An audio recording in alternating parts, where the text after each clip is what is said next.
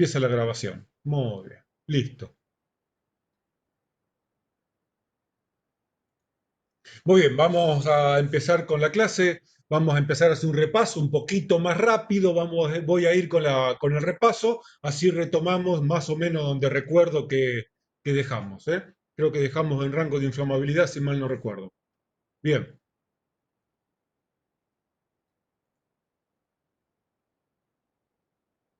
Vamos a empezar y explicar de vuelta el proceso de la combustión, porque es importante entender cómo algo se quema para después poder, como dije en la clase pasada, entender básicamente cómo los agentes extintores intervienen en el proceso de la combustión para lograr nuestro objetivo, que es apagar un principio de incendios o evitar que éste comience. Vamos a tener una madera a temperatura ambiente, a la cual llamamos combustibles. Ya después, ahora diferenciamos combustible entre gases combustibles. Ya después, una vez que pasemos la parte del proceso, ya entendemos qué es lo que se quema y qué no en un proceso de la combustión. Por lo tanto, a la madera sólida le llamamos combustible. ¿Mm? A esta madera, por métodos que no importa por ahora, le acercamos una fuente de calor externa. Esta fuente de calor externa va a calentar la madera y cuando más o menos, esto es muy variable, llegan los 70, 80 grados centígrados, la madera, por ser un cuerpo poroso, como le pasa a todos los cuerpos porosos, contiene agua en su contenido y por lo tanto la evapora en forma de humedad, vaya la redundancia de la palabra. La fuente de calor externa sigue calentando la madera y cuando más o menos la madera llega a unos 300, 350 grados centígrados, la madera empieza un proceso que se denomina pirólisis. Recordemos que la pirólisis empieza mucho antes, empieza más o menos entre los 200, 250 grados centígrados, pero cerca de los 300, 350 ya puede la madera generar una cantidad de gases suficiente para mantener una combustión. La pirólisis es el proceso químico por el cual la madera se transforma químicamente, emite vapores combustibles y se va transformando paulatinamente en carbón y se va ennegreciendo su superficie. Estos vapores combustibles que están calientes y salen a la temperatura de la pirólisis y a los cuales llamamos gases combustibles, ascienden porque están más livianos. Con el calor la densidad de los gases disminuye, por lo tanto se vuelven más livianos que el aire que los rodea y por lo tanto hay un ascenso de estos gases calientes.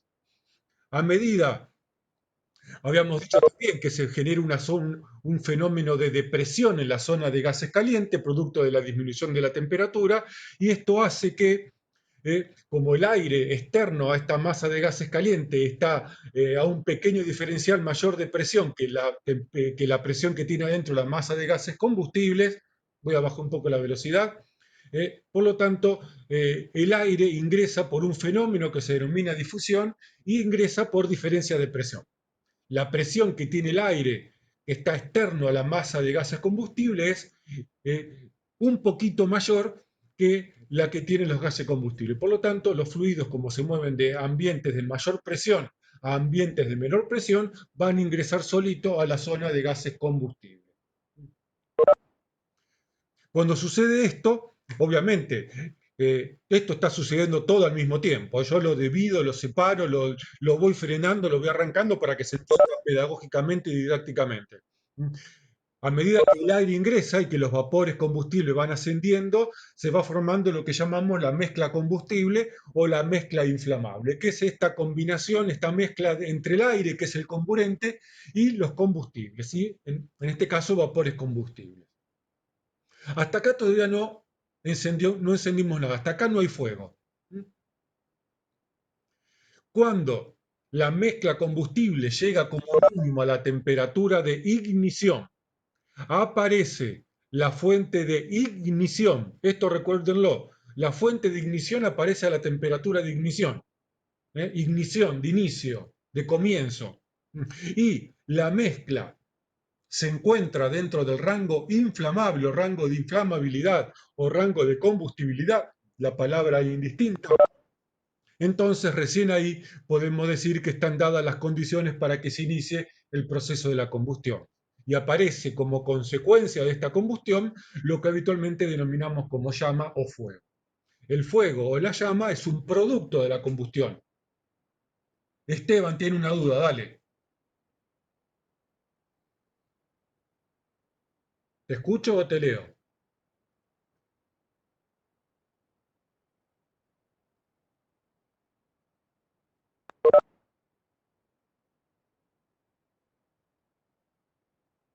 Dice, una madera que se pirolizó pero se apagó.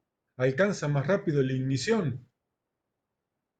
No, la ignición es una cuestión de temperatura. Es como podemos hacer un símil del carbón. El carbón no es más fácil que encender que la madera, porque está a temperatura ambiente. Le va a costar a lo mejor un poco menos, porque el carbón está en trozos más chicos que un tronquito de madera. Y ya parte de este proceso lo tiene ganado, pero tiene que, como mínimo también el carbón, llegar a los 300, 350 grados centígrados para encender. ¿Mm? ¿Se entiende esto? Por ahí no sé si fue claro. Entonces, la llama o el fuego es un producto de la combustión. Lo que pasa socialmente, asociamos la combustión a la visibilidad de la llama. ¿Eh? Por lo tanto, repito esto que es importante, para que se pueda dar el comienzo de la combustión necesitamos alcanzar en la mezcla combustible la temperatura de ignición, que aparezca en la zona de la mezcla combustible una fuente de ignición, una chispa, un fósforo, un encendedor, y que la mezcla combustible se encuentre dentro del rango de inflamabilidad. Cuando se dan estas tres cosas como mínimo al mismo tiempo, entonces recién ahí podemos decir que se puede dar comienzo al proceso de la combustión o aparece la combustión o la llama. ¿Comprendido hasta acá? Como ya todos sabemos, porque esto lo hemos experimentado de chicos, el calor, la combustión emite mucho calor. Dos tercios de este calor se pierden en la atmósfera por procesos que ya vamos a ver, a lo mejor ya llegamos el día de hoy, y un tercio de este calor retorna al proceso de la combustión. Entonces lo vimos, vamos a pasarlo. Vamos a sacar la fuente de ignición. Vamos a apagar el incendio que empezamos, vamos a apagar las maderas que prendimos fuego en el asado. Por lo tanto, habíamos dicho que se forma la mezcla combustible, producto de los gases que está pirolizando la madera y del aire que está ingresando por un fenómeno de difusión, producto de la pequeña diferencia de presión que existe entre el interior de la mezcla y el exterior donde esté el aire, que la mezcla alcanza la temperatura de ignición, que esta mezcla está dentro del rango inflamable, pero la chispa, el fósforo, el encendedor no aparece.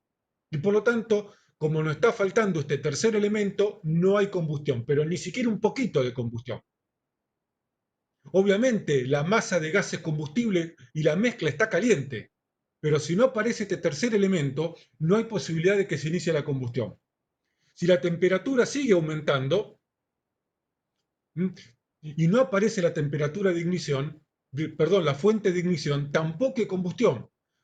Pero cuando llegamos a una temperatura que se denomina temperatura de auto, ignición o autoinflamación o autocombustión, depende mucho también de la bibliografía y de la normativa que se use, en este caso el combustible se enciende por sí mismo, la mezcla se enciende por sí misma. El mejor ejemplo es el del motor diésel. Un ejemplo que podemos hacer que es un símil. El motor diésel no tiene bujía, salvo la bujía de arranque.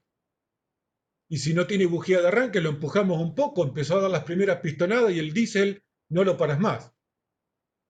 Pues es muy peligroso el diésel cuando lo dejamos en pendiente.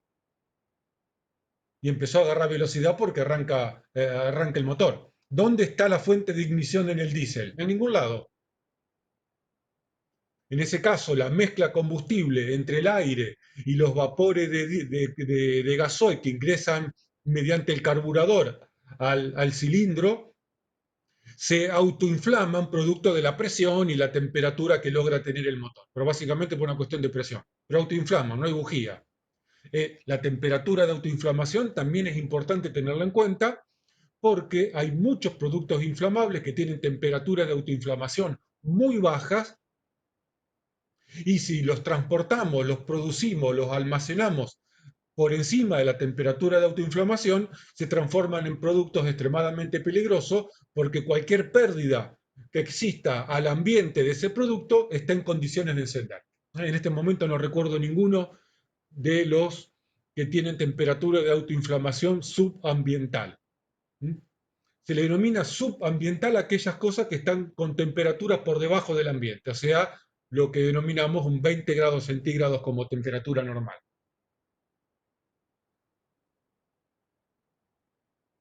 En esta tabla, y la misma la tienen en el apunte, tienen acá distintos productos con su temperatura de ignición y la temperatura de autoinflamación.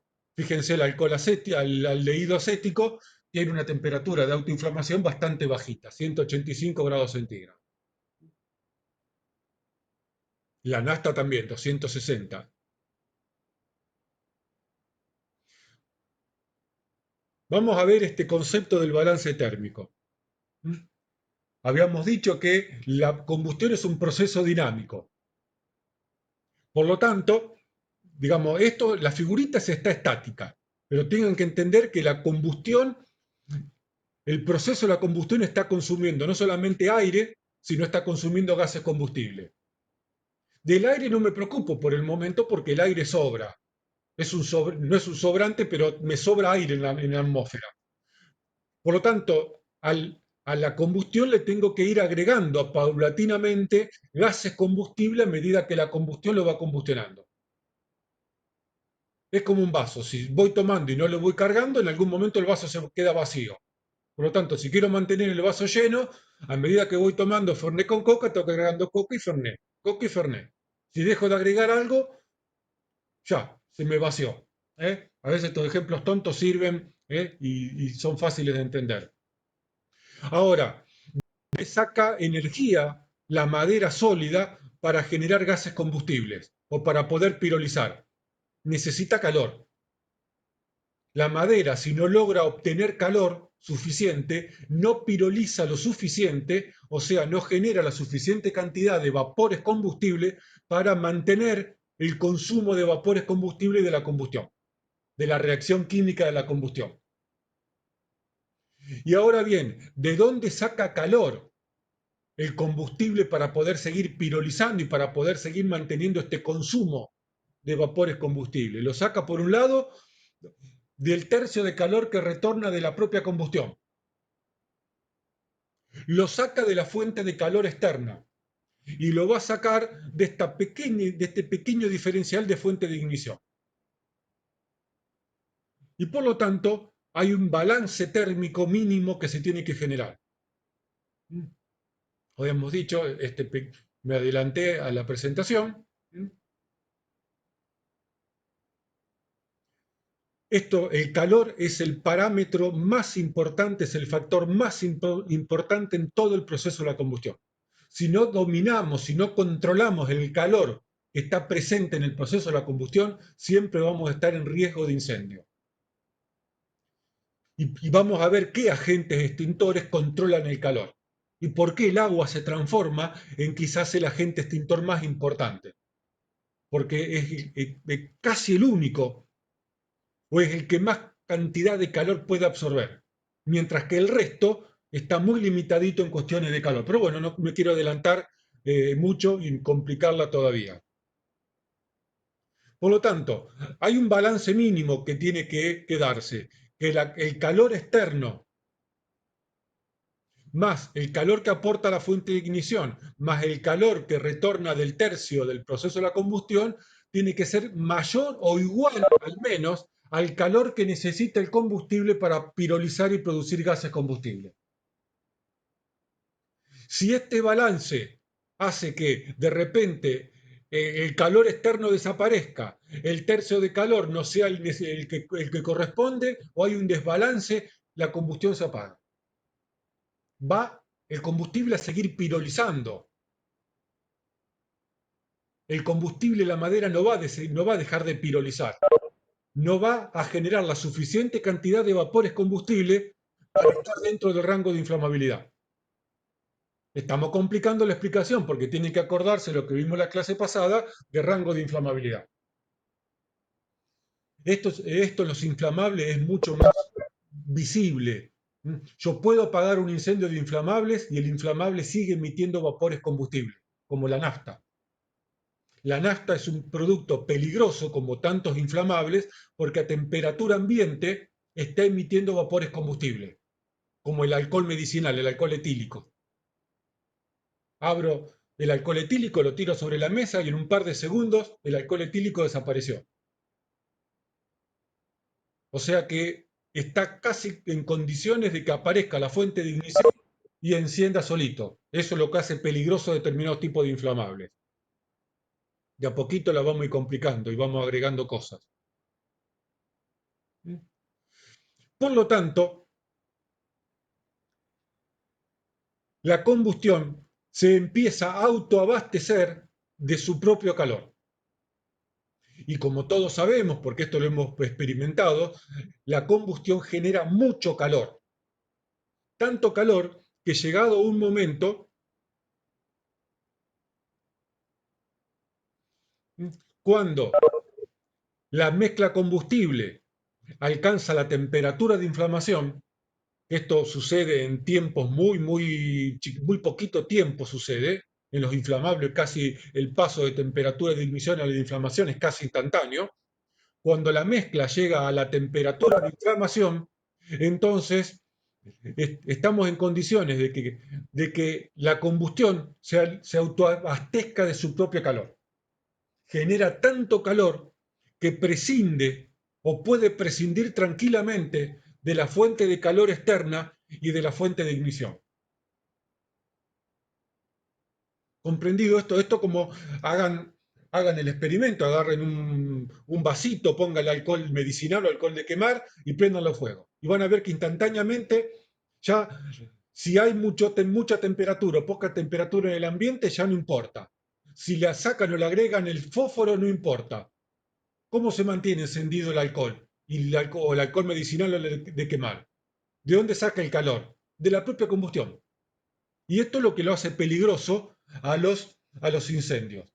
La diferencia entre una combustión tradicional, que es la que tenemos en la cocina, en el calefón, en la estufa, que son combustiones que producen un beneficio, los incendios son combustiones incontroladas que lo que van a producir es más daño que beneficio, salvo cuando hacemos un asado. Pero bueno, también hay una combustión descontrolada, pero limitada y con un fin y con un mejor fin. ¿Comprendido esto? Esto, como expliqué en el otro curso, es como un chico que aprende a caminar. Mientras no aprende a caminar, está genial. Ahora, cuando el pibe empezó a caminar, es como un incendio. Lo que toca, mejor controlarlo porque lo que toca, posibilidad de que haga lío o que salga lastimado. La combustión, cuando llega a la temperatura de inflamación, empieza a caminar sola. Y no necesita de nada más que el combustible y el comburente para poder seguir sobreviviendo. Y por lo tanto necesito intervenir en este proceso para evitar que siga consumiendo el combustible, que es lo que tiene valor para la actividad laboral, o porque genera mucho daño, como puede ser un incendio forestal. ¿Comprendido este proceso? ¿Mm? ¿Dudas? Muy bien. Vayan escribiendo, no entiendo, explique esto. Yo voy pispeando el chat que lo tengo abierto.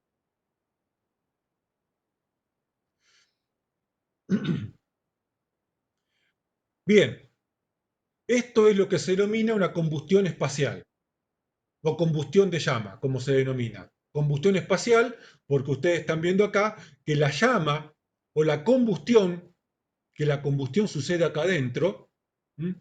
Se da en el espacio, en el volumen, en las tres dimensiones, X, Y y Z. Entonces a esto se denomina combustión del tipo espacial o combustión de llama porque es una combustión típica que emite llama, que a veces no la vemos, ¿no? Porque la llama de algunos alcoholes no se ven, son transparentes prácticamente. Pueden hacer la prueba con el alcohol medicinal, prender un poquito de alcohol medicinal y van a ver que lo peligroso de algunos inflamables es que no se ve la llama, tienen llama transparente prácticamente. ¿eh? No es como la llama de la vela, que la llama de la vela yo la estoy viendo. Hay llamas de determinados productos inflamables que no se ven y eso también lo hace muy peligroso. pero no quiere decir que la llama no exista. ¿Eh? No la estoy viendo, no es esa llama amarilla, naranja que emite la madera o el carbón o algunos otros productos. Como todos hemos visto en algún asado, le empieza la llama, logra medio metro, 1 metro, depende un poco la madera que estemos utilizando y el tamaño, y paulatinamente esta madera que tiene un cuerpo finito y que se está transformando paulatinamente, está reaccionando químicamente, empieza a perder capacidad de generar vapores combustibles. Y de repente aparece, vamos a sacar esto hasta ahora que está tremendo, aparece las brasas. Esto lo explico en forma separada, pero tengan en cuenta que el proceso de las brasas es consecuencia de la pirólisis. Presten atención en el próximo asado que haga con madera. La madera, a medida que se empieza a quemar, empieza a producir brasas. Lo que pasa en algún momento, predomina la combustión espacial, predomina la combustión de llama, y hay una segunda etapa donde predomina la combustión de brasa, de masa, o también llamada de rescoldo o de superficie. Pero esto es un proceso que se va dando al mismo tiempo. Los combustibles sólidos porosos son los únicos que pueden mantener combustión de brasa o combustión de masa. ¿Mm? Así que vamos a explicar, a partir de nuevo, vamos a explicar el proceso de la combustión de la brasa ideal, donde al principio esto de noche se observa mucho mejor que de día, donde al principio la brasa está roja, está incandescente, como se denomina, y le denominamos combustión de masa porque ya no se está quemando los gases que emite la madera, porque ya se quedó sin gases la madera, y lo que se está quemando la masa, es la celulosa de la madera.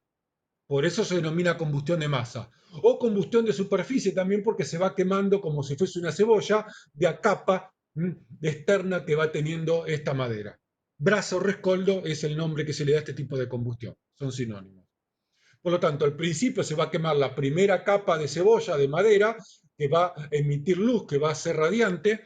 Cuando se termina de quemar esta capa de celulosa, que emite luz y que emite calor, aparece el carbón, esta zona gris, que lo que hace es tapar la luz. Yo le estoy viendo la brasa, la estoy viendo gris, pero no es que se apagó. Lo que pasa, el carbón tapa esta incandescencia que tiene la combustión de brasa. Y la combustión se va dirigiendo desde el exterior hacia el interior de la masa de la madera. Este carbón tiene la característica de ser un aislante térmico y además tiene la característica de que al ser poroso permite el ingreso del aire. El que aísle el carbón hace que la combustión no pierda calor y lo conserve. Es como un pequeño hornito que le genera un pequeño hornito de barro que hace que la celulosa del interior conserve el calor. ¿Y para qué es importante esto? Porque necesito calor para poder generar el proceso de la combustión. Sin calor no hay combustión. Sin suficiente cantidad de calor, no hay posibilidad de que el comburente y el combustible reaccionen, tengan energía suficiente para reaccionar. Por eso es importante este concepto de que el carbón, que es un aislante térmico, conserve el calor dentro de la masa de celulosa. Y los poros hacen que el aire vaya ingresando de a poquito. Si la madera no tuviera poros, no ingresa aire, se queda sin comburente y por lo tanto se apagaría. Y esto hace que la combustión de brasa o de masa sea una combustión tramposa porque no le estoy viendo la luz.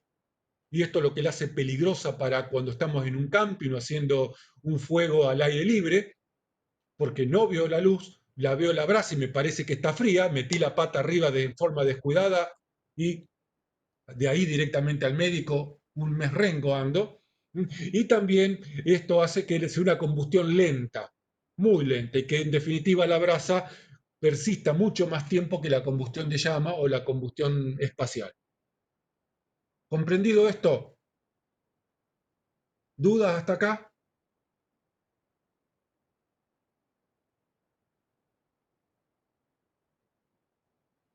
Vamos a repasar este cuadrito. El combustible sólido y el combustible líquido necesitan calor. Aún la nafta, el calor para que la nafta pase de estado líquido a estado gaseoso es el calor del ambiente. Pero obtiene calor de algún lado. El combustible sólido como la madera necesitamos calentarlo. Para eso, cuando hacemos fuego con madera, agarramos pasto seco, agarramos tronquitos de madera finitas, agarramos un cajón de madera de verdulería y lo cortamos finito, le agregamos un poco de papel, le agregamos un poco de combustible líquido para que haga una pequeña combustión que empiece a calentar la madera más gruesa. Y el combustible líquido, como el aceite, necesito calentarlo también.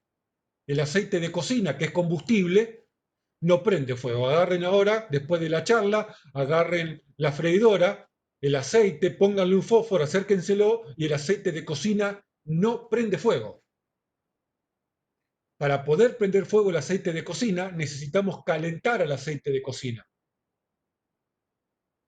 Entonces, tanto sea el combustible líquido como el combustible sólido necesitan calor. ¿Para qué? Para que el combustible sólido haga una destilación pirolítica, o sea, genere vapores combustible, y para que el combustible líquido vaporice, como lo hace la nafta, como lo hace el queroseno, como lo hace el gasoil, o como lo hace el aceite cuando empieza también a vaporizar a determinada temperatura.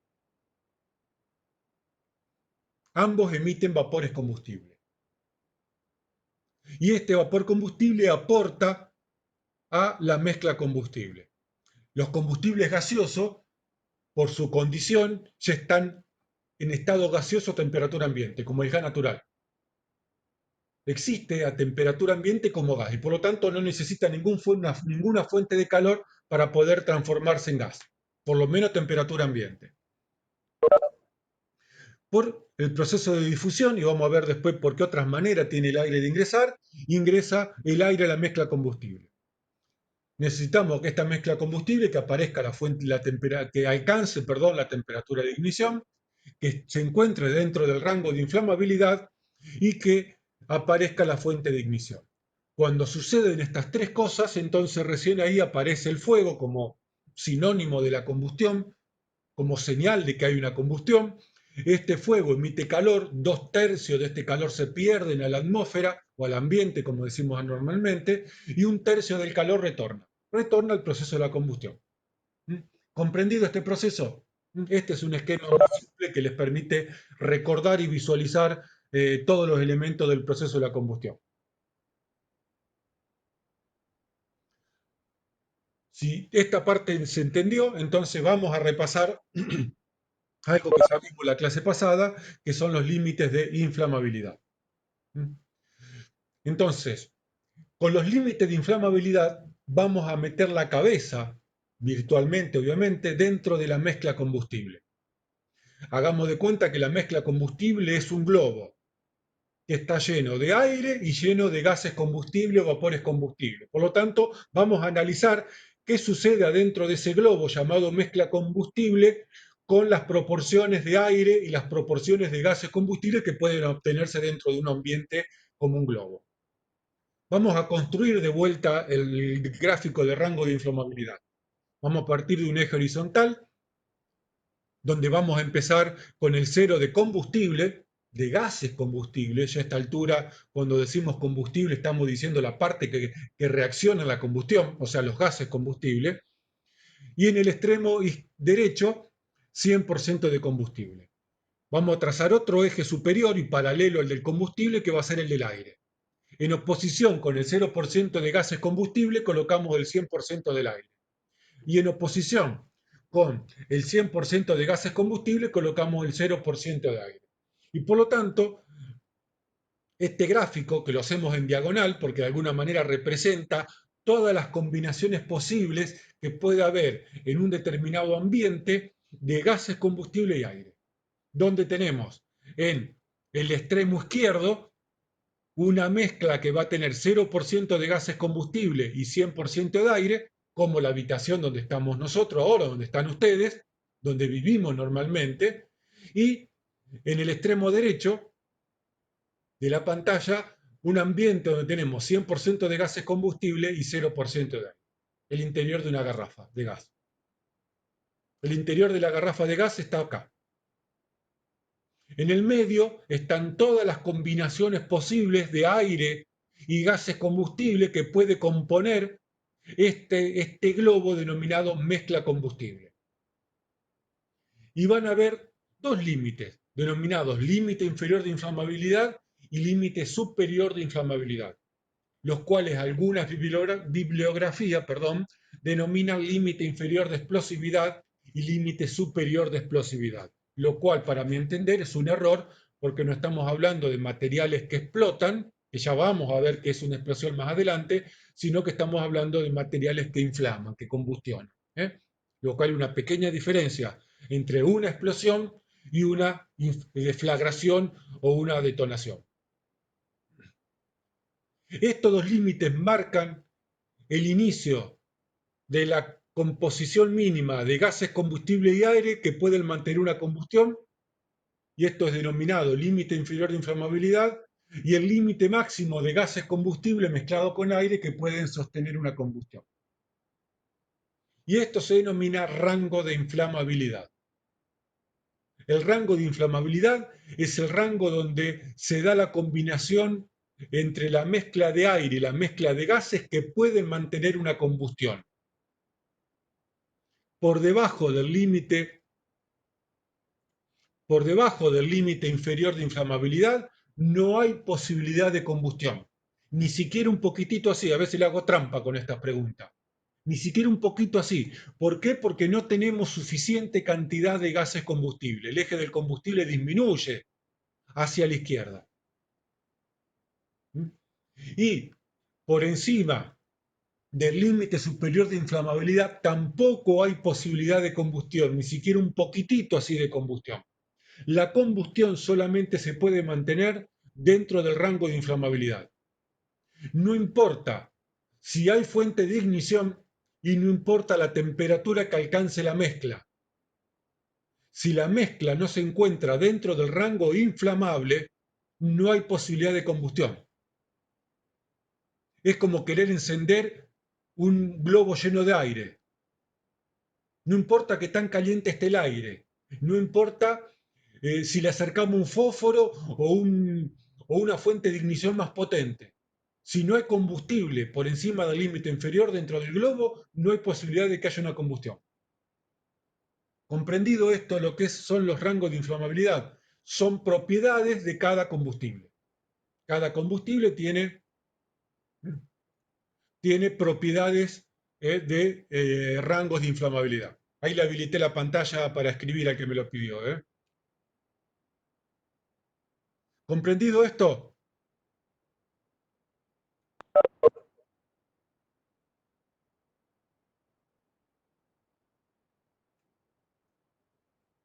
Vamos a los ejemplos.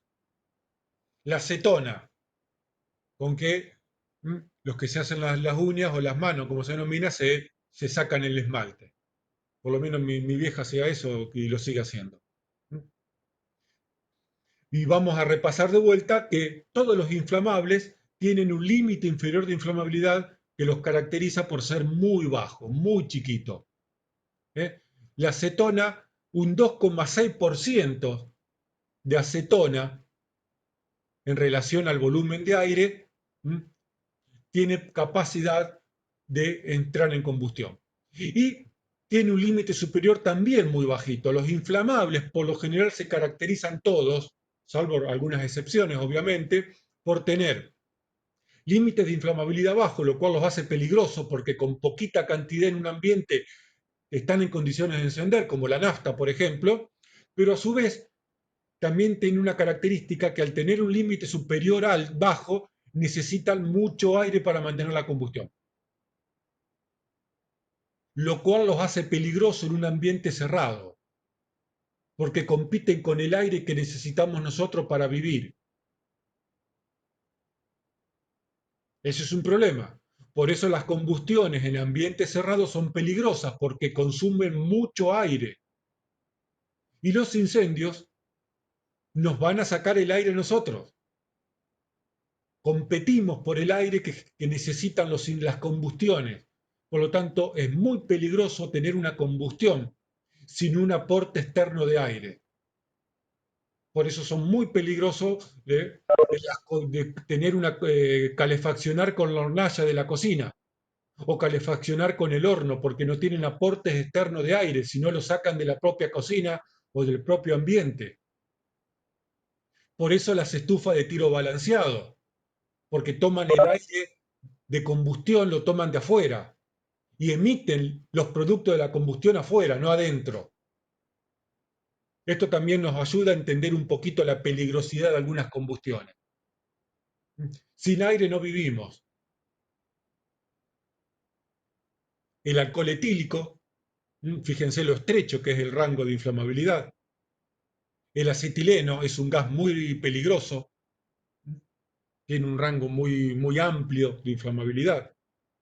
La nafta, muy usada, 1,9. El querosén, que hablamos de esto, que con 0,7 el querosén ya está en condiciones de entrar en combustión y tiene un rango muy estrecho, 4,3%, no es nada. El querosén consume mucho aire. Las estufas de querosén en ambientes cerrados, cuando estamos durmiendo, son peligrosas porque consumen mucho aire. Miren todo el aire que consume. Consume 95% de aire la combustión del querosén, como mínimo, ¿eh? Si la combustión se da un poco más adentro, va a consumir 96-97% de aire. Por eso, antiguamente, y el que usa estufa de querosén, la estufa de querosén de noche, ¿qué se hace? Se apaga. Porque si no, vas a levantarte mal o no levantarte. Son muy peligrosas las calefacciones que no tienen renovación de aire del exterior. Y si no, hay que dejar un poquito la ventana abierta, lo cual no es muy aconsejable tampoco. Así que bueno, de paso vemos algo de seguridad. Este es el cuadro, fíjense, los inflamables, el rango tan bajito que tiene, del límite inferior, y el límite superior también es bajo. ¿Cómo podemos saber cuál es el límite inferior de un combustible? En Internet. Es así de fácil. Un libro de incendios, un libro de química, la ficha de seguridad del producto. Cuando vos en una fábrica utilizás un producto que no sabes qué es, necesitas la ficha del producto, la ficha que te dice qué características físico-químicas tiene ese producto. Y bueno, ahí va a aparecer todas las características de ese producto, qué es, qué color, qué sabor, qué olor, la peligrosidad que genera, presión de vapor, límite inferior, etcétera. Hay un montón de información. Pueden buscar en internet cualquier material inflamable y les va a aparecer los límites inferiores, con pequeñas variaciones de acuerdo a la fuente de donde lo sacan, ¿no? ¿Comprendido este tema? El alcohol etílico, ya lo vimos, el hidrógeno, que tiene un rango de inflamabilidad muy grande, el monóxido, el monóxido es combustible, lo que pasa es tan tóxico que antes de prenderse fuego nos mató, ¿eh? Pero es combustible. Ya vamos a ver por qué es combustible el monóxido. Ahora, hoy lo vamos a ver, creo que hoy llegamos a ver los tipos de combustión. Por lo tanto, vamos a repasar esto último. Creo que llegamos hasta acá, ¿no? Si mi memoria no me está fallando. Necesitamos un material comburente o agente oxidante. Necesitamos un material combustible. El comburente puede ser el aire, el oxígeno. Una fuente de calor que haga que el combustible pirolice o vaporice y que además le aporte la energía necesaria para que la mezcla encienda. Necesitamos que esta mezcla logre como mínimo la temperatura de ignición. Necesitamos que esta mezcla esté dentro del rango de inflamabilidad y necesitamos, como dijimos recién, una fuente de ignición. Material combustible, material comburente, fuente de calor, temperatura de ignición, fuente de ignición y el rango de inflamabilidad son los 6 elementos o condiciones que se necesitan para poder tener una combustión o un incendio. Hasta acá habíamos llegado a la clase pasada. Muy bien. Cualquier cosa me van diciendo, yo estoy leyendo, no se olviden de eso.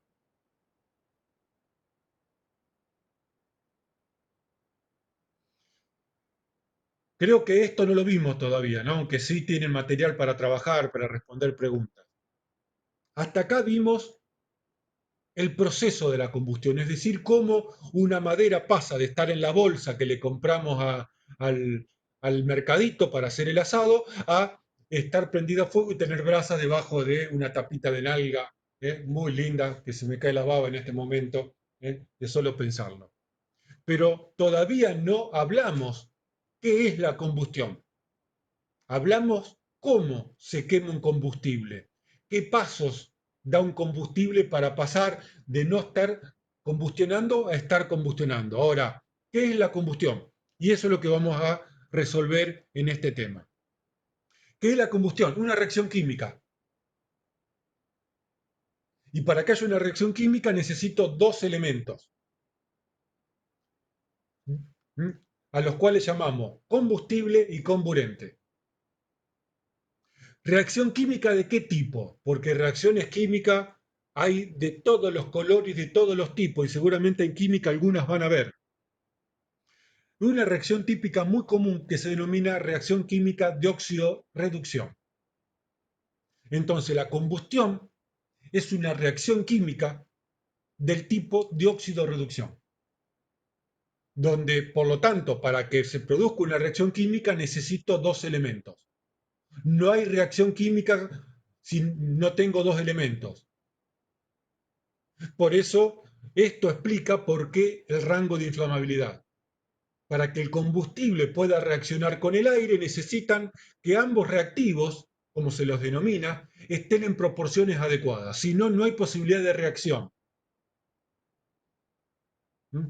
Fuera del rango de inflamabilidad, no hay posibilidad de que el comburente reaccione con el combustible.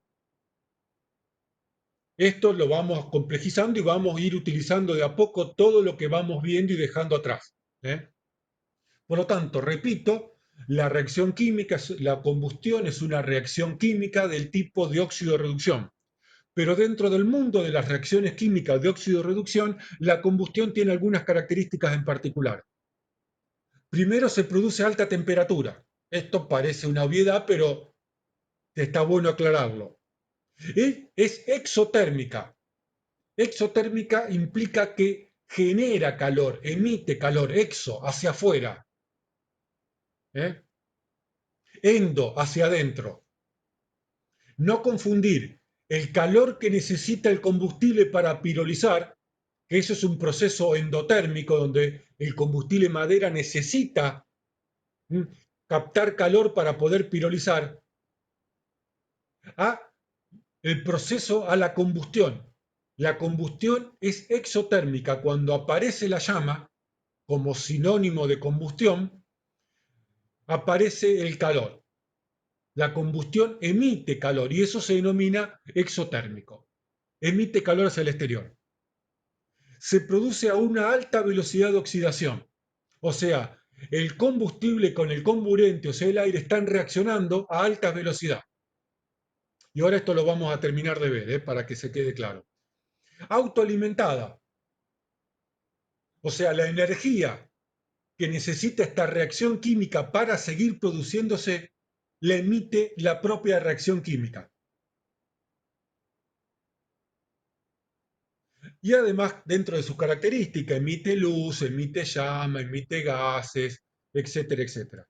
Comprendido que es una combustión. Por lo tanto, una combustión es una reacción química del tipo de óxido-reducción que tiene características entre las tres o cuatro más importantes, es que se produce a alta temperatura, exotérmica, perdón, se produce a alta velocidad de oxidación y es autoalimentada de energía, o sea, de calor.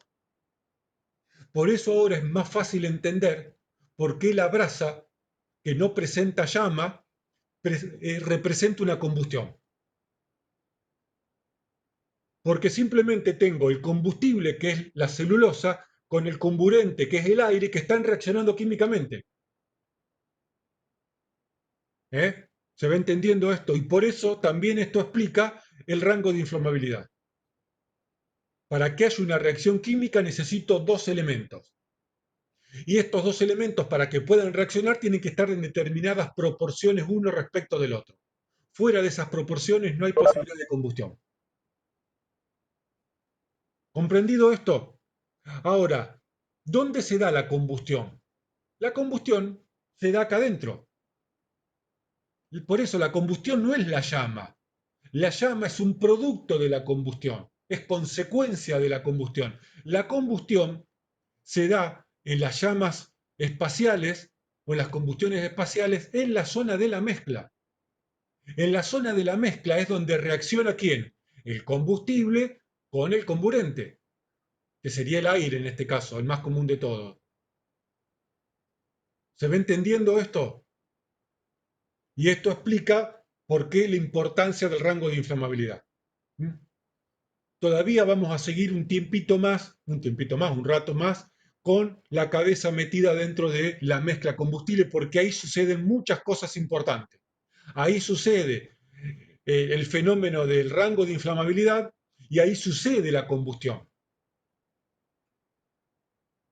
Por lo tanto, bueno, tenemos que el comburente es el que se oxida y el combustible el que se reduce, bla, bla, bla. Bueno, este tipo de situaciones de química.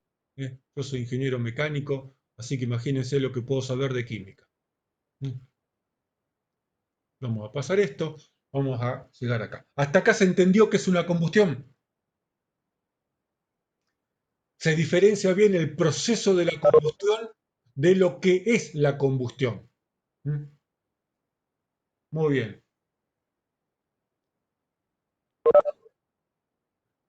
Velocidad de oxidación. ¿Qué es la velocidad de oxidación que mencioné recién?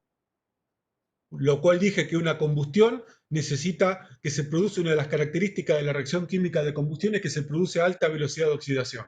Es la velocidad a la que está reaccionando el aire con el combustible. Podemos simplificar y decir que la velocidad de oxidación es la velocidad de la combustión. ¿Mm? Así que vamos a seguir con la cabeza metida dentro de la zona de la mezcla. No saquen la cabeza de ahí porque necesitamos tener la cabeza metida en A más B. Vamos a hacer un eje horizontal que va a marcar la velocidad de oxidación, la velocidad de la reacción. Tenemos oxidaciones extremadamente lentas. El papel que se pone amarillo. El papel que se pone amarillo le pasa eso porque se está oxidando ¿con quién? Con el aire que lo rodea. Es una reacción de óxido-reducción.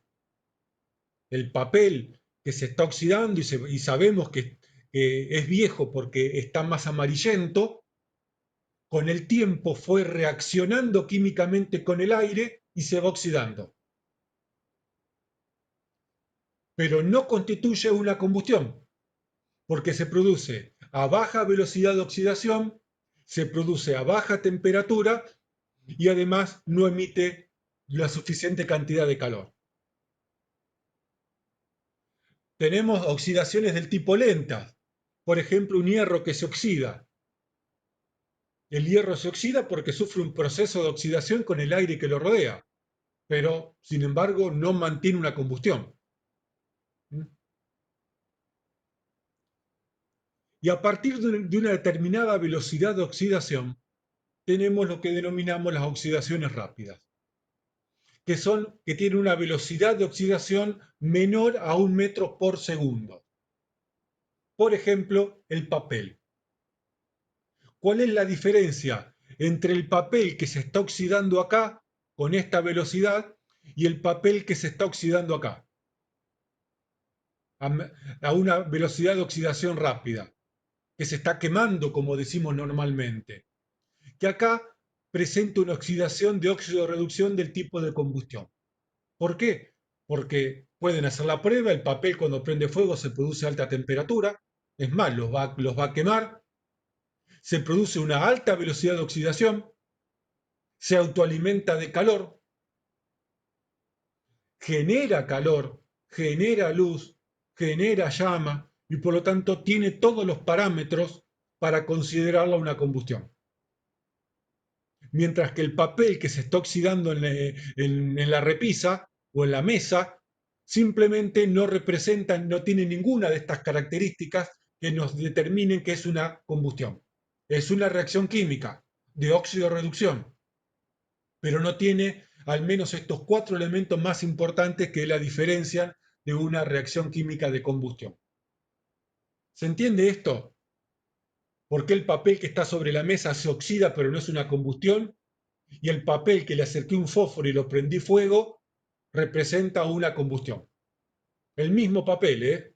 El mismo papel que hasta hace un segundo estaba amarillo, le acerqué un fósforo, lo prendí fuego y le aumenté su velocidad de oxidación. Y por lo tanto empezó una nueva oxidación que se denomina combustión. Después vienen las oxidaciones muy rápidas. Antes de avanzar, por lo general los materiales que tienen una oxidación rápida menor a 1 metro por segundo son los tipo A. Papel, madera, algodón, algunos plásticos, etcétera. Los, Después tenemos las oxidaciones muy rápidas, las cuales se denominan deflagraciones. ¿Qué es una deflagración? Es es la velocidad de un material combustible que tiene una combustión o una velocidad de combustión inferior a la velocidad del sonido. Como por ejemplo la nafta, como por ejemplo el alcohol, como por ejemplo la pólvora. ¿Mm? La diferencia entre una oxidación rápida del papel o de la madera y de una oxidación muy rápida de la nafta es la velocidad de la oxidación. La nafta y los inflamables por lo general llegan a tener velocidades inferior a la del sonido. O sea, 340, más o menos de acuerdo a la temperatura y a la presión, 340 metros por segundo, la velocidad del sonido. Un Mach, ¿eh? La velocidad del sonido. Y a partir de la velocidad del sonido, tenemos materiales que detonan, cuya velocidad de oxidación es más rápida que la velocidad del sonido. Y por lo tanto, lo que le sucede es que presentan un proceso que denominamos detonación. Y entran acá una serie de materiales que son explosivos, la dinamita, los explosivos plásticos, el TNT y todos los explosivos industriales y militares que se conocen. Los materiales explosivos que son, presentan una reacción química de óxido de reducción tan pero tan rápida que generan una onda de choque. Ya esto cuando veamos explosiones lo vamos a terminar de explicar, pero por el momento no vamos a entrar en este detalle tan fino. ¿Alguna duda con respecto a esto?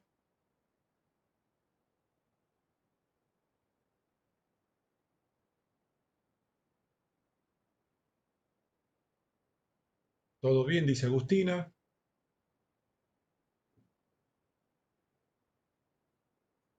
Obviamente yo lo explico y creo entenderlo, pero por ahí, al que lo ve por primera vez, por ahí le puede costar un poco algunos conceptos. ¿Se entiende? Bien. Si no entienden algo, igualmente la clase que viene, como hacemos siempre en primer año y con temas difíciles, vamos a arrancar de vuelta repasando, ¿no? Porque la pólvora no es un detonante, es un deflagrante. Deflagra, no explota la pólvora. Hagamos mentalmente un ejercicio. A ver si lo tengo acá. No, no lo tengo acá. Hagan mentalmente un ejercicio. Vamos a hacerlo entre todos. Vamos a hacer una competencia. En vez de hacer una competencia de cucarachas, como hacen en las películas de la cárcel y así, vamos a hacer una competencia prendiendo fuego tres o cuatro elementos distintos. Vamos a hacer una tira de papel. Vamos a hacer un caminito con nafta. Vamos a hacer un caminito con una mecha con pólvora. Y vamos a hacer un caminito con un explosivo plástico. Y vamos a ver quién llega primero al final de la carrera. Mentalmente prendamos fuego los cuatro al mismo tiempo. Todos hemos visto películas de vaqueros o de bandidos que colocan son de mi época, ¿no? Más que de ustedes, donde hacen una mecha con pólvora. ¿La vieron explotar la pólvora? No. La pólvora hace una combustión rápida, lo mismo si haces una mecha con gasoil o con nafta. Si hacemos esta carrera y los cuatro elementos los prendemos fuego al mismo tiempo, ¿quién gana la carrera? No, la nafta no. ¿Quién es el que tiene mayor velocidad de oxidación? No, el explosivo plástico. El gráfico se lo está mostrando, tiene una velocidad, el explosivo, que es muy superior a la deflagración. Esto es como si nos pusiéramos a correr una carrera de 100 metros entre un velocista olímpico y nosotros. Cuando nosotros estamos arrancando, ya el tipo llegó a la meta y volvió y va y viene dos veces y nosotros todavía estamos intentando llegar a la mitad del camino. Te hacen 100 metros en 5 segundos, es decir, vos no lograste reaccionar todavía y el tipo ya está festejando que te ganó. Esto es lo mismo, porque tiene una velocidad de oxidación muy rápida. Después, ¿quién llega segundo? ¿El papel, la nafta o la pólvora? La nafta. No, la pólvora. La pólvora tiene mayor. La pólvora no detona, la pólvora deflagra, pero tiene una velocidad de deflagración mayor a la de la nafta. Y por último, viene la tortuga, que es el papel. Ahora, ¿por qué la pólvora la usamos para proyectar municiones? Es otra explicación. Ahí tenemos que entrar en explosiones. A ver, ¿un globo explota o no explota un globo? Opa, sí, explota un globo. Yo lleno un globo con aire y rompo el globo y genero una explosión. No muy grande, obviamente, pero es una explosión. Y el aire no es ni combustible, ni inflamable, ni explosivo. Por lo tanto, no confundamos materiales explosivos con explosiones. ¿Eh? Ya esto lo vamos a ver más adelante. Para complicarles la vida voy a estar yo todo el año y parte del año que viene, no se preocupen. ¿Eh? ¿Se entiende esto? Muy bien, Fernando dice, la pólvora explota porque está encapsulada, obviamente. A ver, hagan un ejercicio mental en su casa. El gas natural no es un explosivo. Prendan la hornalla y van a ver que el gas no explota. El gas es un deflagrante, es un inflamable. Ahora, hagan este ejercicio mental en casa. Cuando llegue, ahora terminamos la práctica, van a la cocina, la abren, dejan el gas abierto y dentro de 5 minutos, 10, prendan la luz. ¿Qué le pasa a su casa? ¡Pum! Explota. ¿Y cómo explota si el gas no es explosivo? Claro, explota porque está confinado, está encapsulado, el gas está encapsulado en la casa. Pero bueno, todas estas cosas también las vamos a ver y tienen mucha relación con lo que estamos viendo ahora.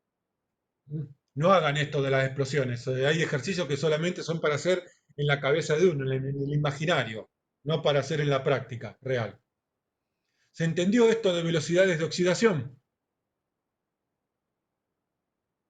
Muy bien. Distintos tipos de combustión.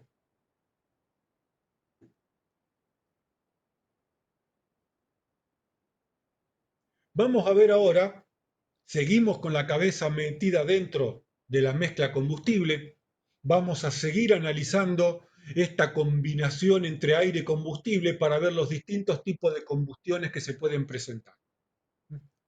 Así que vamos a volver nuevamente a nuestro rango de inflamabilidad, a nuestro límite inferior y límite superior de inflamabilidad. Hay un punto dentro de este rango que no es la mitad, yo lo puse ahí para poder usar bien el gráfico lo mejor posible para utilizar el gráfico nada más, que se denomina combustión completa, combustión teórica o también llamada combustión en la química, combustión o reacción del tipo estequiométrica. En algún momento esta palabrita estequiométrica la van a ver en química, o alguno ya la habrá visto si tuvo algo de química en la secundaria, que es la combustión completa. La combustión completa es la que sucede en la cocina con el quemador. La combustión completa es la que sucede en el calefón. La combustión completa es la que sucede en el calefactor. Es una combustión o una reacción química donde intervienen dos elementos, aire y combustible, pero en la proporción tan justa que se consumen los dos y no me falta ni me sobra ninguno de los dos. ¿Me expliqué? En la combustión estequiométrica o también completa, cuando se combustiona o reacciona el combustible con el comburente, no me está faltando ni aire ni me está faltando combustible. Compré la botella del Fernet con las 2 o 3 botellas de coca y cuando terminé de hacer toda la combinación no me sobró ni me faltó Fernet ni coca. Hiciste la mezcla estequiométrica de Fernet. ¿Por qué completa o teórica? Porque obviamente necesito sacarle en la práctica, salvo en los incendios que son descontrolados, cuando hacemos un uso práctico o productivo de la combustión, lo que necesito es no desperdiciar combustible porque cuesta plata. Pregúntenle si no a los que tienen auto, los que sale el combustible. Exactamente, sería la cantidad perfecta o justa de cada reactivo. Imagínense que tenga mal regulado el carburador y que me esté tirando nafta por el caño de escape. Con lo que sale la nafta estoy llorando ya de pensarlo. O que me esté sobrando gas cuando estoy con el quemador prendido en la cocina.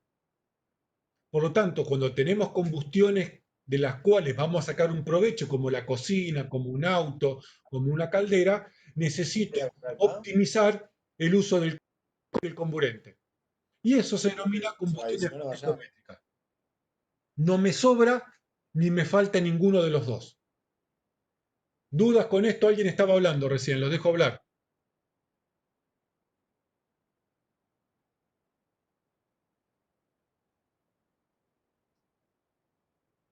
Bueno, ¿se entendió este punto de la combustión estequiométrica? Porque a partir de acá vamos a dividir la combustión en dos áreas. Recuerdo esto, yo tengo combustión a partir del límite inferior de inflamabilidad y la combustión se mantiene si se dan las condiciones hasta el límite superior. Dentro de ese rango hay combustión. Lo que pasa, hay un punto dentro de ese rango que se denomina combustión estequiométrica completa o teórica.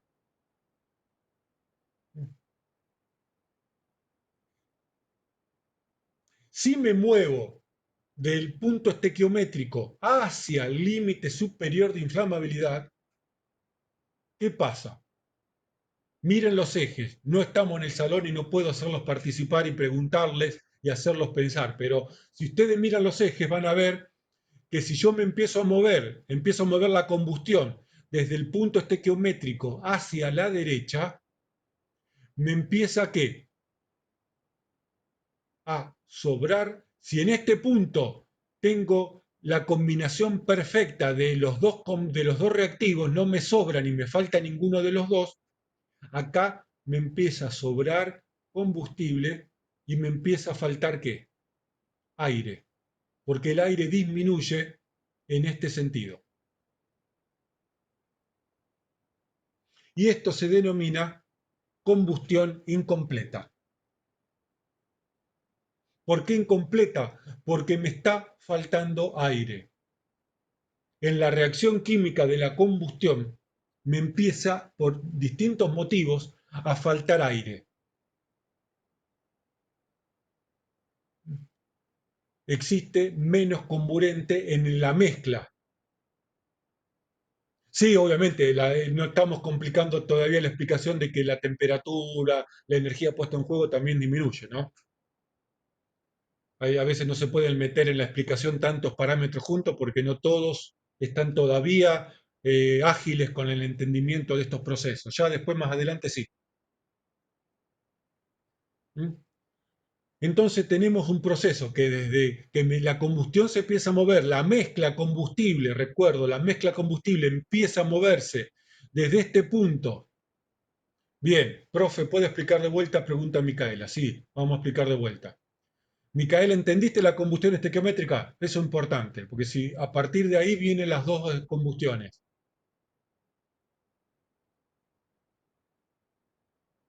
Bien, la estequiométrica la entendiste. Pensemos en el Fernet con coca. Es la mezcla justa que te gusta el Fernet con coca. Esa es tu mezcla estequiométrica del Fernet con coca.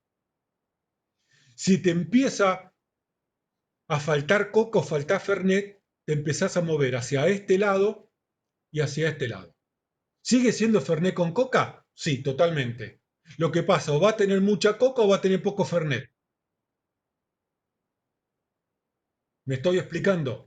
Entonces, si vos te movés de este punto, que es el que te gusta a vos la combinación, que es la combustión teórica, te empieza a faltar ¿qué en el proceso? Aire, porque el aire disminuye en este sentido. El eje del aire está encontrado al eje de la combustión. Me empieza a sobrar aire y me empieza a sobrar gases combustibles y me empieza a faltar aire. ¿Estás entendiendo hasta ahí, Micaela?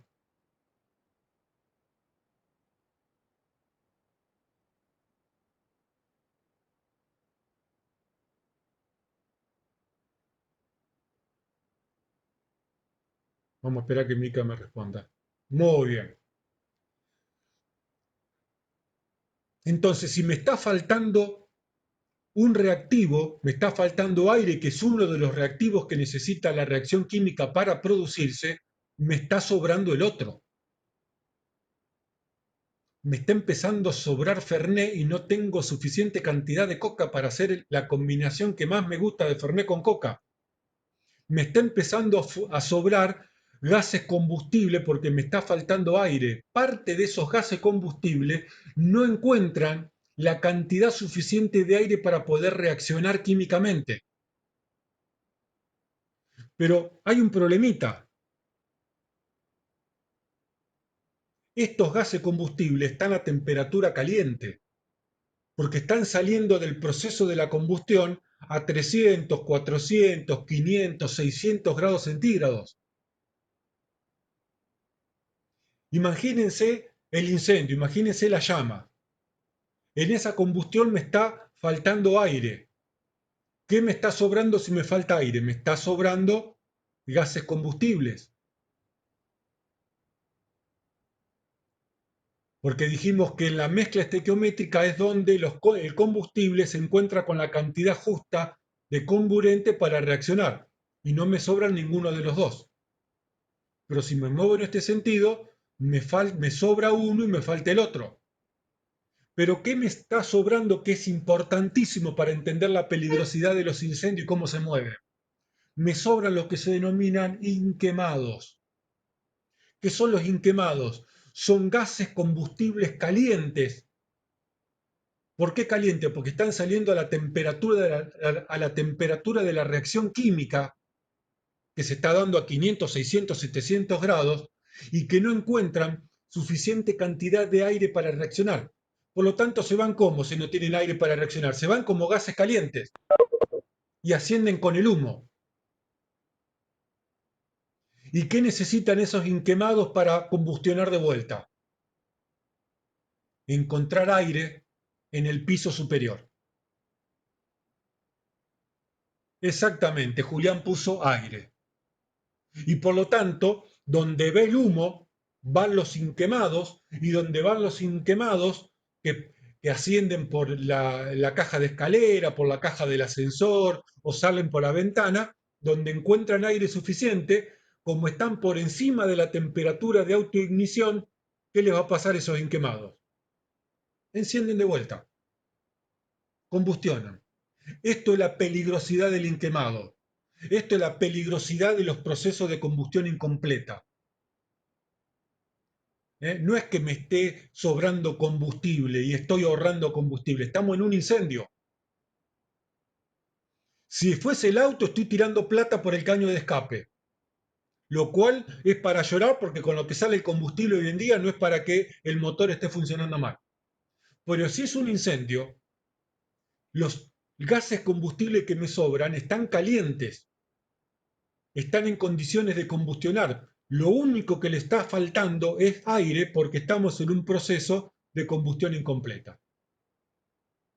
No tengo pizarrón para dibujar cómo se mueve un incendio en un edificio, pero estos inquemados que van por el humo de la escalera, que van por el humo, que ascienden por la caja del ascensor, que ascienden por la chimenea como si fuese la parrilla, arrastran estos inquemados. Y donde estos inquemados encontraron en los pisos superiores aire suficiente, ¡pum!, vuelven a encender. Por eso es muy común ver en los incendios de edificios las combustiones que salen afuera de las ventanas. Porque es como que el combustible va a buscar comburente donde lo encuentre. ¿Y lo encuentra donde? Afuera.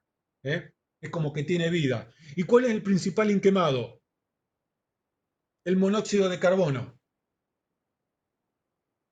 No encontró suficiente oxígeno para transformarse en dióxido de carbono. Para el otro lado, para la izquierda, vamos a ver qué pasa. Estamos en el lado de la derecha ahora. Y no es una cuestión política, ¿eh? ¿Eh? Aunque podemos jugar también con eso. ¿Eh? El más tradicional de los inquemados es el monóxido de carbono. ¿Por qué? Porque le faltó, vuelvo a repetir, al monóxido le falta oxígeno del aire para transformarse en dióxido. Y por lo tanto es un combustible, es un inquemado. Además es extremadamente tóxico. ¿Eh? ¿Comprendido? ¿Dónde se dan las combustiones incompletas? En las combustiones de brasa, perdón, en las combustiones espaciales. Vamos para atrás a ver. Vamos para atrás un poco, ¿eh? Presten atención a este dibujo. La combustión se da acá adentro, en la zona de la mezcla. Pero el aire está ingresando solito. Como el aire entra solo y se mezcla solo con los gases combustibles, por lo general, las combustiones de llama que tiene el aire ingresa por un proceso de difusión tienden a ser incompletas porque los gases combustibles que están en la zona media de la mezcla no le logra llegar suficiente cantidad de aire. La zona media de la mezcla combustible suelen ser zonas de combustión incompleta, porque el aire llega a la zona externa de la mezcla, se consume y no logra entrar o derribar esa pared que le está conformando la zona externa de la mezcla. Todos los incendios, por lo general, mucho más los incendios que se producen en ambientes cerrados y los incendios que se producen en ambientes abiertos en menor medida, presentan combustiones del tipo incompleta. ¿Por qué los ambientes cerrados presentan combustiones incompletas? Porque la combustión empieza a consumir grandes cantidades de aire y le empieza a faltar aire. Hasta que en algún momento, y esto cuando estemos en clase ya lo vamos a explicar un poquito más en detalle, la combustión se apaga. Y los que son bomberos o han estudiado para bomberos o están entrenando para bomberos conocen este fenómeno como backdraft o contratiro. Que no vamos a complicarla con la explicación ahora de lo que significa el contratiro o el backdraft. ¿Se entiende la combustión incompleta?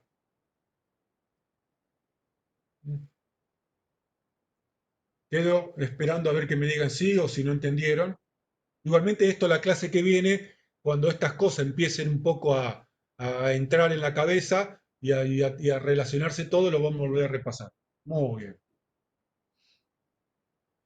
Entonces ahora vamos hacia la izquierda.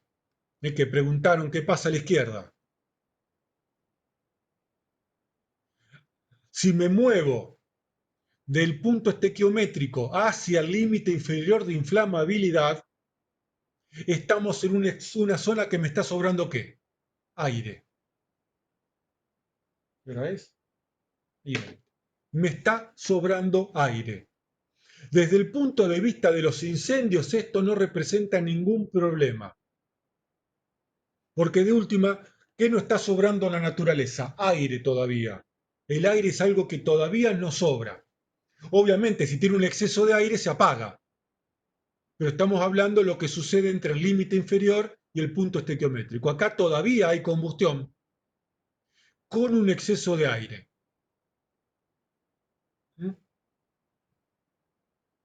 Desde el punto, repito, desde el punto de vista de los incendios, esta zona no representa ningún problema.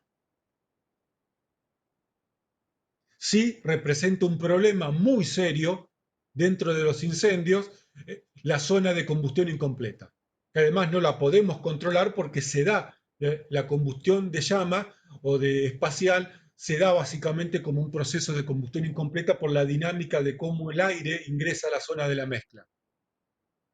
Y eso explica la peligrosidad de los incendios. ¿Eh? No solo por el humo, que es tóxico, y con el humo se ven los 2/3 del calor que la combustión pierde. ¿A dónde se van esos 2/3 del calor? Se van con el humo de la combustión. Con el humo se van todos los gases tóxicos, que ya lo vamos a ver. Y con el humo no solo se va el calor y los gases tóxicos, sino se me van los inquemados. Y por lo tanto, ¿el humo qué hace? Con el calor calienta el resto de los combustibles por donde pasa y los piroliza. Se van los gases tóxicos y mata gente. Y además se van los inquemados que cuando encuentren aire se van a prender fuego. O sea que el humo no es el mejor aliado de los incendios. Es el que hay que combatir o el que hay que tener en cuenta y sacarlo muy rápido de los incendios, de los ambientes cerrados que se están incendiando. Hasta acá, y ya con esto terminamos, porque ya los debo tener con la cabeza media como diciendo cuándo termina este tipo. ¿Eh? Hay que ir de a poquito con la combustión para ir un poco, van viendo cómo todo va encajando, es como matemática esto, una cosa se relaciona con la otra, necesito entender lo anterior para seguir entendiendo cómo se va relacionando todo.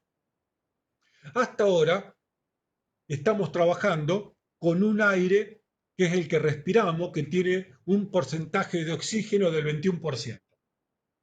20,9, 20,99, lo redondeamos en 21% de oxígeno. En realidad, ¿quién reacciona con el combustible en el proceso de la reacción química? ¿El aire o el oxígeno? Reacciona el oxígeno. Reacciona el 21% de oxígeno. El otro 78% o 79% son gases inertes para la combustión. No quiere decir que sean buenos, significa que no participan en el proceso de la combustión. El 78% es nitrógeno y el 1% se denominan gases raros, pequeños gases que están en menores proporciones. Pero el 21% es oxígeno. El mundo está acostumbrado, si el ser humano está acostumbrado a vivir en un aire a 21% de oxígeno. Pero acá viene la pregunta. ¿Qué pasa si tengo un aire con más del 21% de oxígeno? ¿Puede suceder eso? Sí, totalmente. ¿Y cómo se llama eso? Se llama ambiente sobreoxigenado. Aquellos ambientes de trabajo que por cuestión de proceso, por cuestión accidental, tienen más del 21% de oxígeno, se denominan ambientes sobreoxigenados. Muy bien, alguien ya me está adelantando y dice baja el LI, ya lo vamos a explicar eso. Entonces supongamos, a ver, ¿dónde pueden aparecer un ambiente sobreoxigenado? En el área de salud, que se usa mucho oxígeno. Se usa oxígeno para proveerle a los pacientes que están en determinadas condiciones de respiración. Pero si esa manguera, ese cañito, esa conexión, ese regulador que le está proveyendo de oxígeno al paciente tiene una pérdida, ¿dónde ve ese oxígeno? A la habitación. Y la habitación gradualmente, ¿qué empieza a pasar? empieza a pasar de 21 a 22, a 23, a 24, a 25% de oxígeno. Es como abrir una garrafa de oxígeno dentro de una habitación. No lo recomiendo que lo hagan, ¿eh? El oxígeno es peligroso. No porque combustione, el oxígeno no combustiona, el oxígeno es el comburente. El oxígeno, cuando excede en un ambiente del 21%, hace del ambiente un ambiente extremadamente peligroso. Porque ¿qué sucede en los ambientes sobreoxigenados? Sobreoxígeno. Hay otros procesos también que hacen que el oxígeno sobre, que no lo voy a explicar ahora. Con el de salud creo que alcanza para entender la problemática. Con un exceso de oxígeno, los ambientes se vuelven más combustibles. Hasta tal punto es así que por norma en la Argentina y en el resto del mundo no se permite trabajar con ambientes superiores al 25% de oxígeno. Si no me equivoco es el 25%. Ni menos del 19% de oxígeno porque representa un peligro para las personas, ni más del 25% de oxígeno. ¿Qué pasa cuando en un ambiente sobre oxígeno? Upa, no lo tengo acá. Lo voy a explicar. La próxima lo reparo la presentación y lo vemos bien. El límite inferior de inflamabilidad disminuye. El rango de inflamabilidad cuando empieza a aparecer más oxígeno de lo que corresponde se ensancha. Significa que el límite en vez de estar acá está más debajo. ¿Qué significa? Que necesito menos cantidad de gases combustible que con un aire normal. La temperatura de la fuente de ignición necesaria también disminuye. La temperatura de ignición que necesita la mezcla también disminuye. Conclusión, cuando me está sobrando oxígeno en un proceso de la combustión, en un ambiente, el ambiente se vuelve más combustible.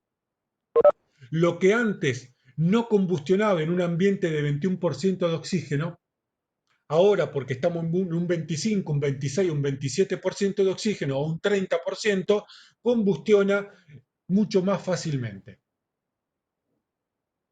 Disminuye el límite inferior de inflamabilidad, disminuye la energía que necesita la fuente de ignición, disminuye la temperatura de ignición que necesita esa mezcla y por lo tanto, de la nada o casi de la nada, el ambiente se vuelve extremadamente combustible. ¿Se comprende esto? ¿Dudas con esta explicación del ambiente sobreoxigenado? Lo cual la clase que viene vamos a repasar, ¿eh? No se preocupen. ¿Ninguna duda o no se entendió? ¿Sí se entendió? Así que aquellos que trabajan en ambiente de salud, cuidadito con andar haciendo venteos o limpieza con oxígeno. El oxígeno es peligroso, no porque no lo podamos respirar, porque el ser humano no tiene, hasta donde conozco, serios problemas de respirar exceso de oxígeno, pero vuelve al ambiente donde está ese exceso de oxígeno más combustible. Por eso el transporte de gases en ambiente cerrado es peligroso. Por eso las ambulancias es un ambiente delicado porque transportan el tubo de oxígeno adentro. Ha habido casos en la Argentina donde por un accidente el tubo de oxígeno que tiene que transportar adentro la ambulancia se rompió, se descargó el oxígeno adentro y la ambulancia fue una antorcha con rueda. Creo que fue Córdoba hace como 10, 15 años atrás. Y si no me equivoco, no hace mucho pasó otro caso. Así que bueno, si se entiende esto, vamos a salir de la grabación.